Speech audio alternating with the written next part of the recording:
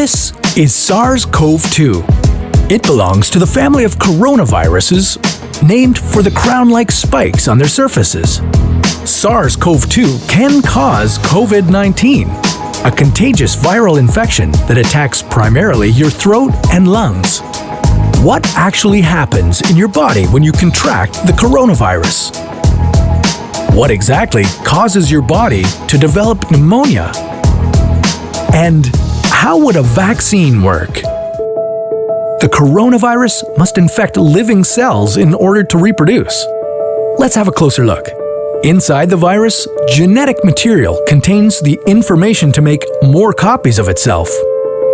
A protein shell provides a hard protective enclosure for the genetic material as the virus travels between the people it infects.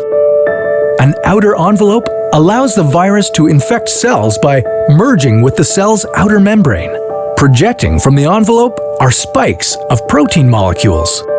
Both a typical influenza virus and the new coronavirus use their spikes like a key to get inside a cell in your body, where it takes over the cell's internal machinery, repurposing it to build the components of new viruses. When an infected person talks, coughs, or sneezes, droplets carrying the virus may land in your mouth or nose and then move into your lungs. Once inside your body, the virus comes in contact with cells in your throat, nose, or lungs.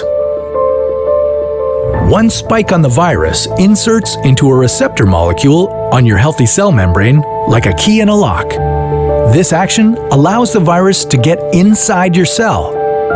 A typical flu virus would travel inside a sac made from your cell membrane to your cell's nucleus that houses all its genetic material.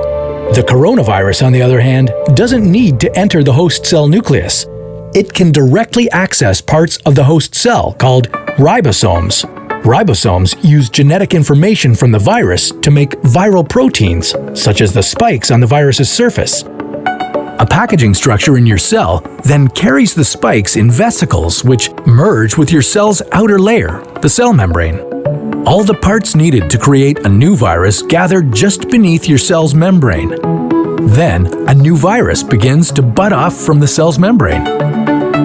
Now, with the virus spreading in your body, how can you develop pneumonia symptoms? For this, we'll have to look into your lungs. Each lung has separate sections called lobes. Normally, as you breathe, air moves freely through your trachea or windpipe, then through large tubes called bronchi, through smaller tubes called bronchioles, and finally into tiny sacs called alveoli. Your airways and alveoli are flexible and springy. When you breathe in, each air sac inflates like a small balloon. And when you exhale, the sacs deflate. Small blood vessels called capillaries surround your alveoli. Oxygen from the air you breathe passes into your capillaries, and then carbon dioxide from your body passes out of your capillaries into your alveoli so that your lungs can get rid of it when you exhale. Your airways catch most germs in the mucus that lines your trachea, bronchi, and bronchioles.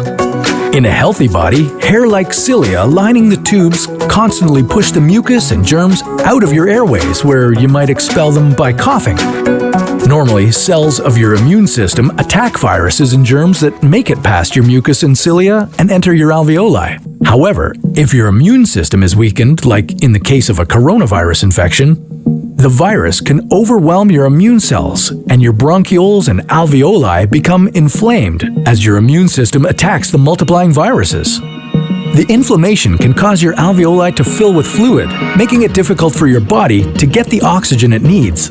You could develop lobar pneumonia, where one lobe of your lungs is affected, or you could have bronchopneumonia that affects many areas of both lungs. Pneumonia may cause difficulty breathing, chest pain, coughing, fever and chills, confusion, headache, muscle pain, and fatigue. It can also lead to more serious complications.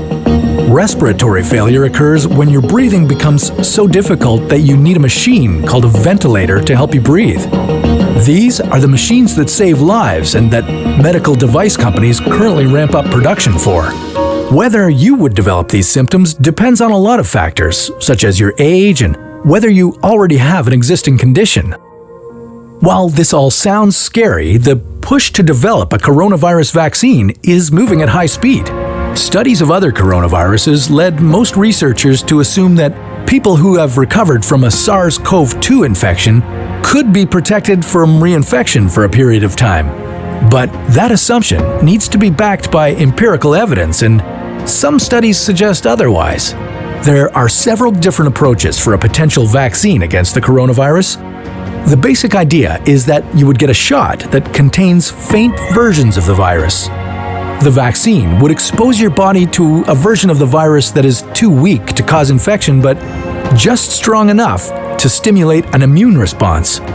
Within a few weeks, cells in your immune system would make markers called antibodies, which would be specific for only the coronavirus, or specifically its spike protein.